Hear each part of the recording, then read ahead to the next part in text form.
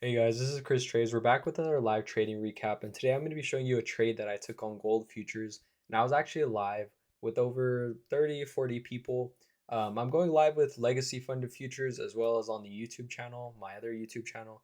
Me and my friend, we're obviously helping out with the prop firm. We're one of their moderators, and we're just having a fun time, really showing everyone how we trade, what are the benefits of trading, and really our process and our system behind every single one of our trades.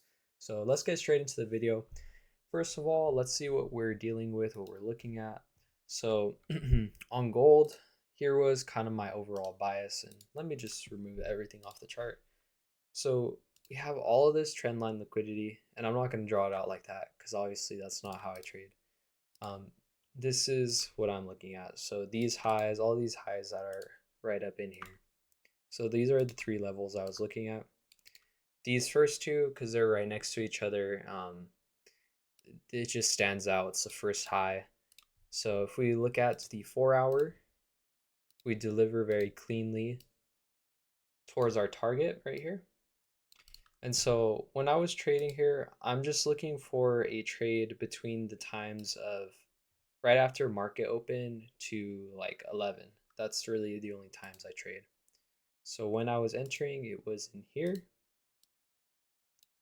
So normally I don't chase trades like this. Like I don't follow trades that are this deep into a premium.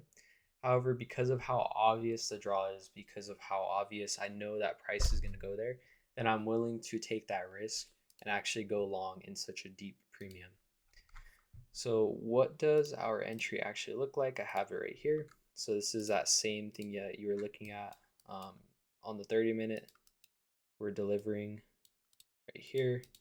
Let me turn this black. And then what does our entry look like? So as soon as price opened up, let me mark that out for you guys.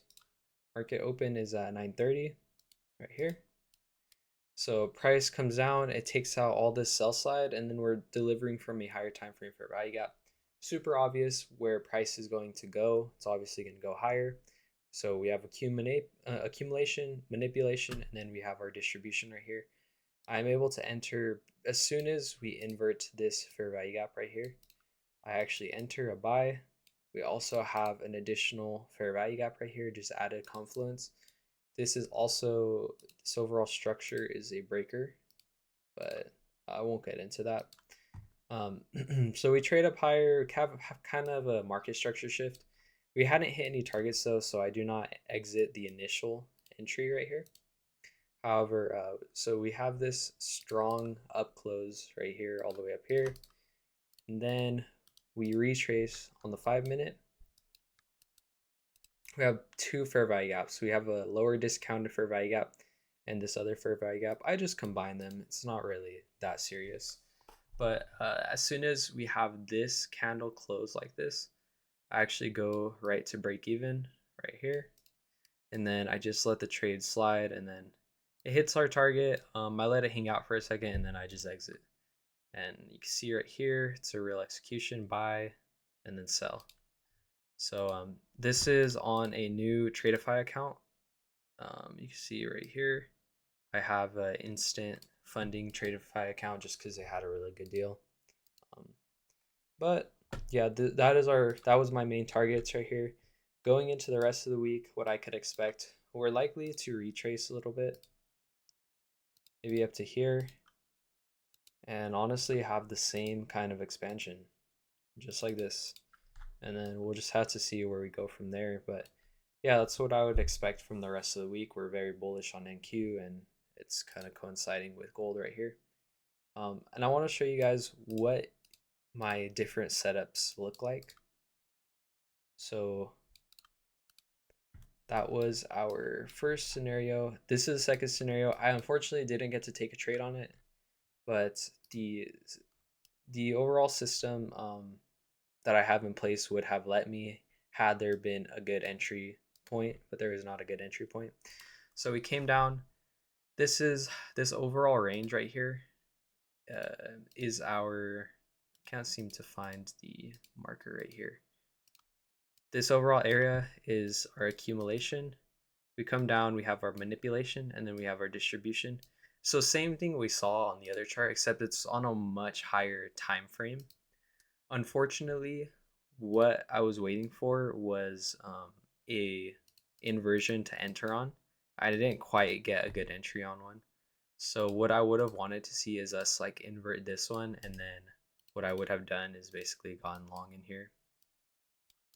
Stop out right there, and then targeted some of these highs in here. We have a bunch of, we have all-time highs. That's really what it was, is all-time highs.